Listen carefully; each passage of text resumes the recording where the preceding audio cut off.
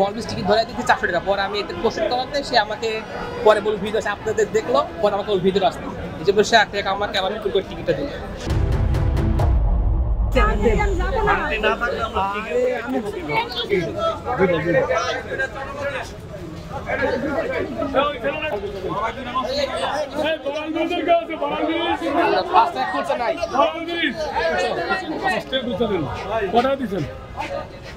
আপনাকে আমি বুঝলাম হচ্ছে 500 টাকা।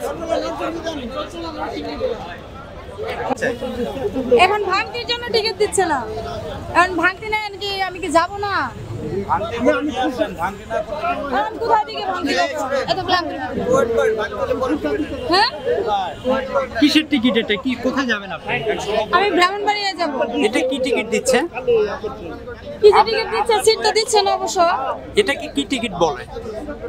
তাও তো কনফার্ম বলতে পারতেছি না। এটা কি স্ট্যান্ডিং টিকিট? হ্যাঁ মনে হয় স্ট্যান্ডিং টিকিটে।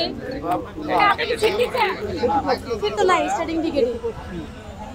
দেখলাম যে বাড়তি ভাড়ার থেকে কেউ টাকা বেশি নিচ্ছিলেন, আবার টাকাটা ফেরত দিলেন, আসলে কি সেটা যদি একটু ডাকেন, ওনাকে ডাকেন, আমরা তার সাথে কথা বলবো। ওনাকে হ্যালো, ওনাকে দেওয়া হয়েছিল, ওনার টিকিটটা হয়েছিল বড়াল ব্রিজের, উনি চাইছিল জামতৈল, টিকিটটা হয়েছে বড়াল ব্রিজ, মানে এক স্টেশন পরে, ক্লিয়ার?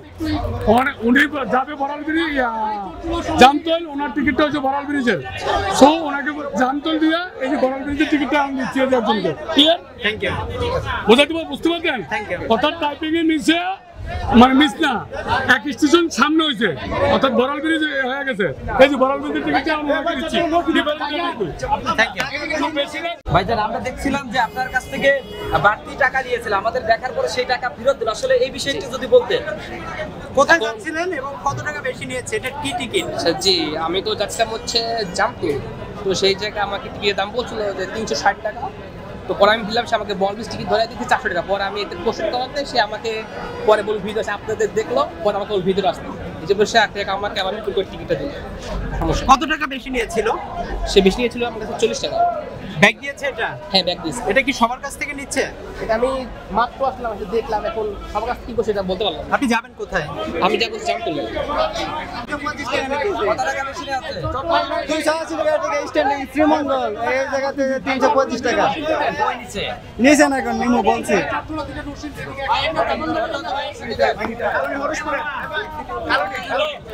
আপনি কত টাকা বলছেন? 280 টাকা থেকে গেছে। 280।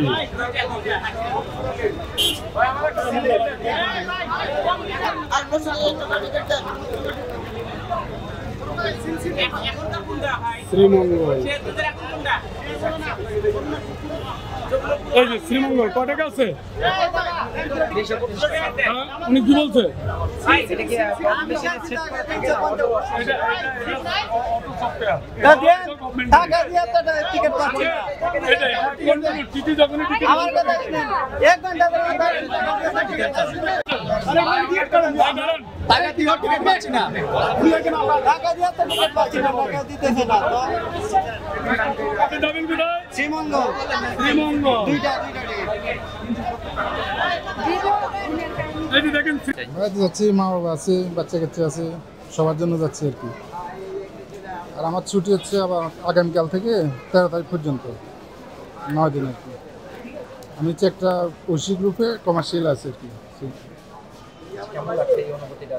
অনুভূতি তো ভালোই লাগতেছে, কিন্তু টেনশন হচ্ছে আর কি, কীভাবে গাড়িতে উঠবো, মানে যে মানুষ যেভাবে চাপাচাপি ভিড়, আল্লাহ জানে ঠিক মতো উঠতে পারে কিনা, সিট পর্যন্ত যেতে পারে কিনা। কন্ডিশন দেখছি, আসলে ট্রেনে উঠতে পারবো কিনা এটা নিয়ে ডাউট ফিল করছি, খুব নার্ভাস লাগছে আসলে।